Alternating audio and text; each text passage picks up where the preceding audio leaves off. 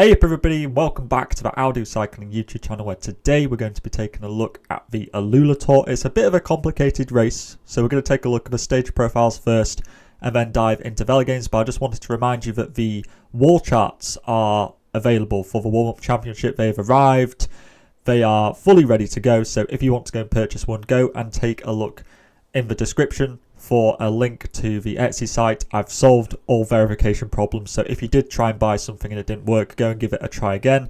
I've actually filled out my wall chart. I've got it here, like for the Tour Down Under and stuff, and got my sticker on there because my team wasn't very good. So yeah, you get a sticker pack with it, which looks like that, and yeah, you can just fill it out as the Warm Up Championship goes along.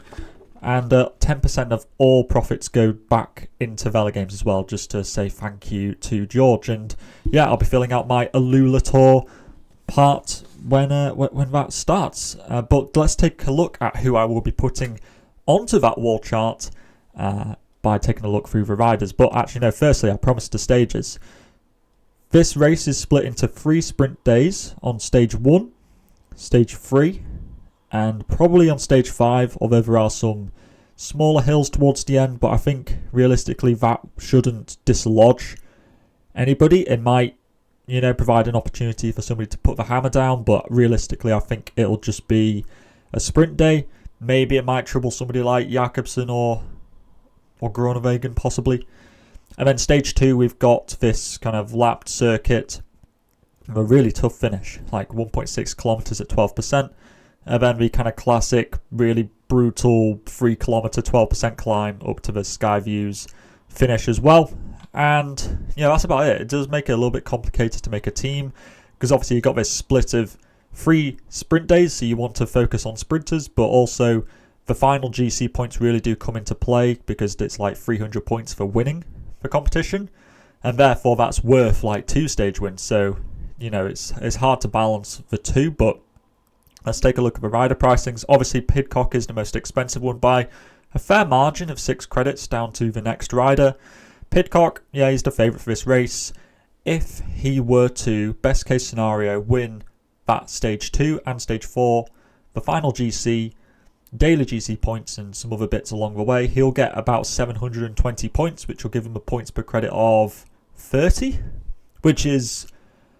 It's like, that's an okay amount. It's nothing exceptional. People in the Tour Down Under exceeded that, like multiple people did.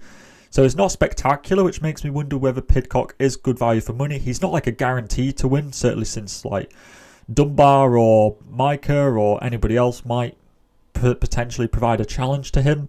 So Pidcock, he's a very safe option, don't get me wrong. He'll get you points, but whether he's the best value for money pick, I'm not too sure. And in a race which is only 5 stages long, getting that perfect distribution of points is going to be all the more integral. And Dunbar, as I mentioned, he's the leader for Jake Alula for their GC aspirations.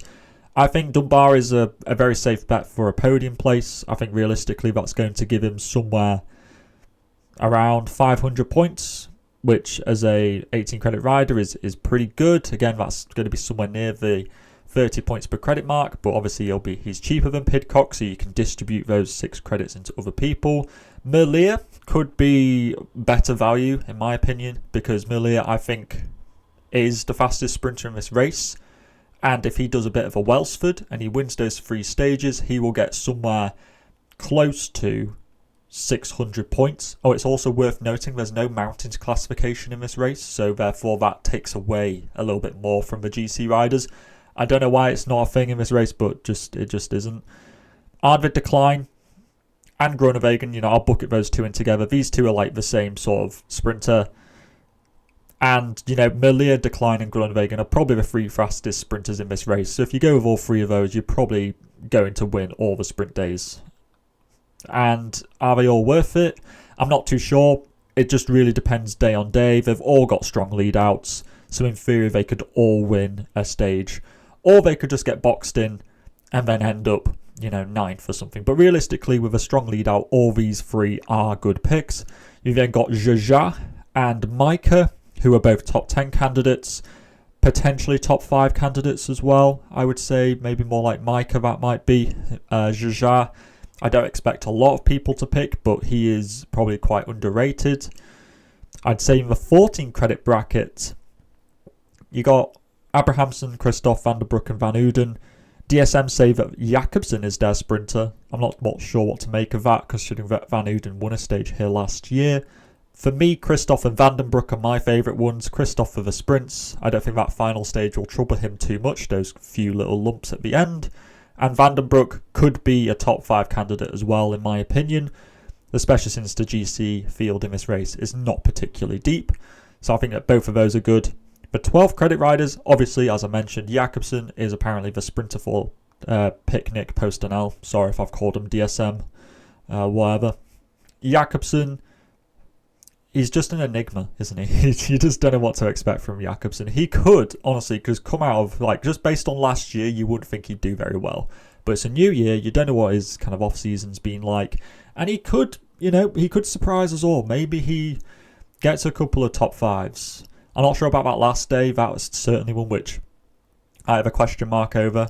And in a race where it's only 5 stages, as I've already said, if you're a sprinter and you miss out on that last day, you are tanking in terms of your points per credit. Like, you're just not going to be worthwhile at that point. So Jakobsen's a little bit of a question mark.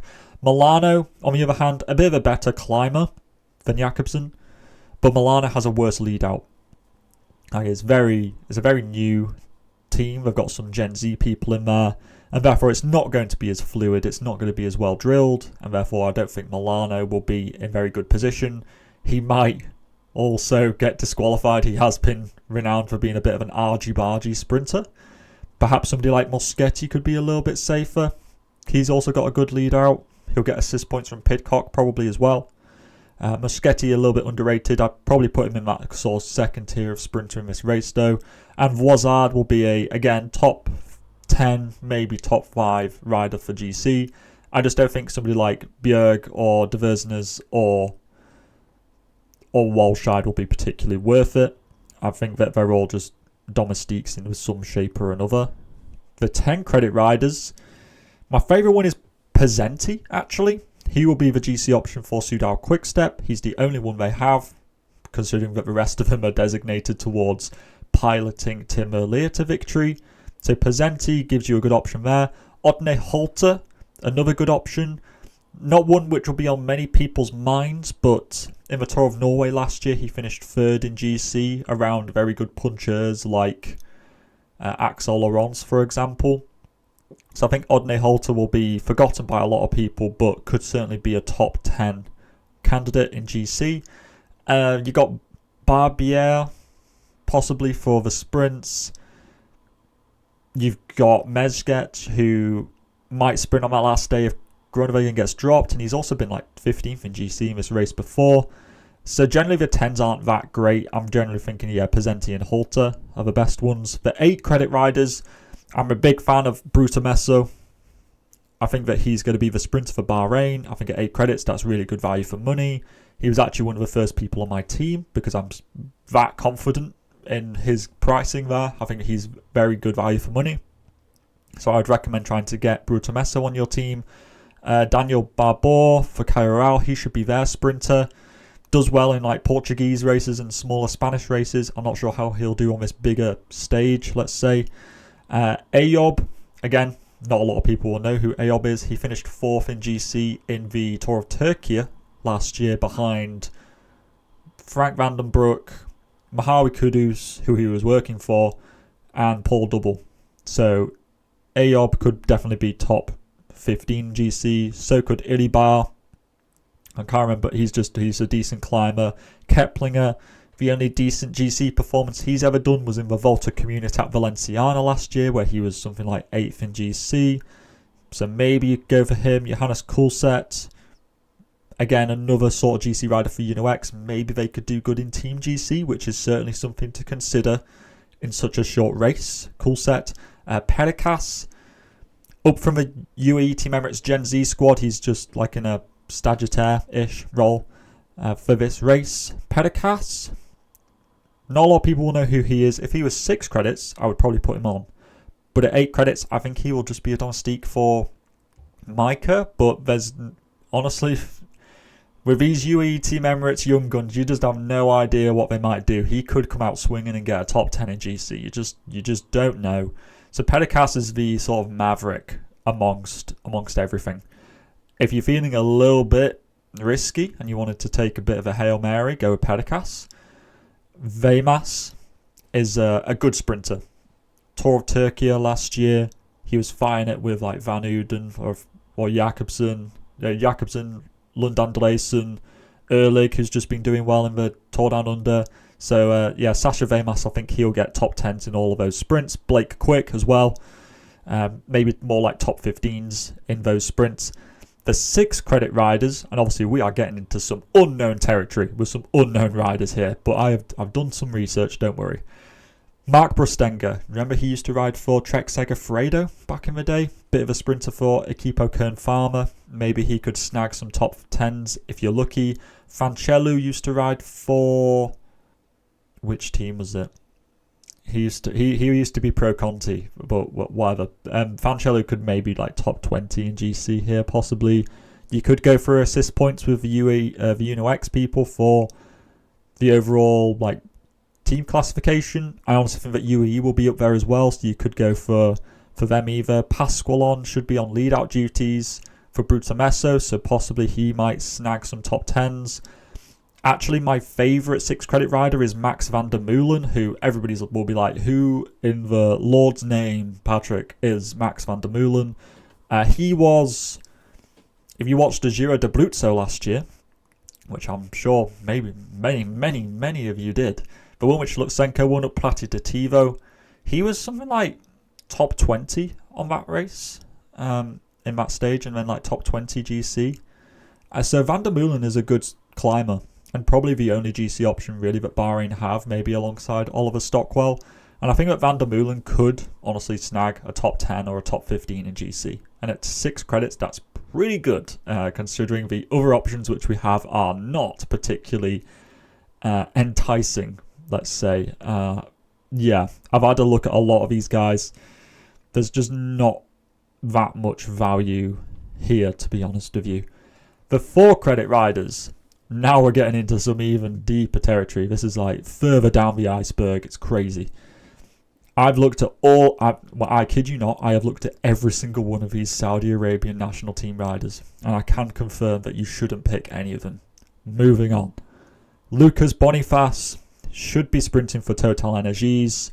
I know I said that last year in the Tour de la Provence and it didn't work out, but maybe this time will be different. So Boniface, we'll throw his name in there. Alan Havely used to be world champ in 2020 or last year, whatever, on mountain bike. Realistically, Jaco should be top 5 in Team GC, and he'll get assist points on Dunbar and Groenewegen. So Alan Havely, just for the assist point farming, is honestly a very good option. Alexander Krieger used to ride for Alpecin de Koenig or Phoenix, whatever it was back in the day. Good lead out man. He should be leading out Arvid de Klein, and therefore he might snag some top 10s if he's, trying to guide up Arvid de Klein in the last couple of 100 meters. Lacani, back to that Giro d'Abruzzo, he was again like 3rd, 29th in GC there, so maybe he could be like a top 25 in GC in this race. But honestly, my favourite 4 credit rider is Andrea D'Amato, who again, people probably have never heard of, but Andrea D'Amato finished 3rd and 4th in 2 sprints last year in the under 23 Giro d'Italia, and that was up against competition like Paul Magnier, for example, was fighting for those victories, and also like this sprinter for Lotto Destiny, he's really quick as well. D'Amato could snag some top 10s in sprints. I reckon he should be their sprinter. And that's pretty much it. It's a bit of a weird preview, I must admit. I don't know who quite a few of these riders are. I've had to do some research. But this is my team at the moment. I've got Dunbar, de Klein, Groenewegen, Brutamesso, Melia, Jakobsen, bit risky, Havely, D'Amato, and Boniface. I might be tempted to, instead of like de Klein and Jakobsen, just because I'm a little bit uncertain about Jakobsen, I might go with something like Vandenbroek and then Kristoff.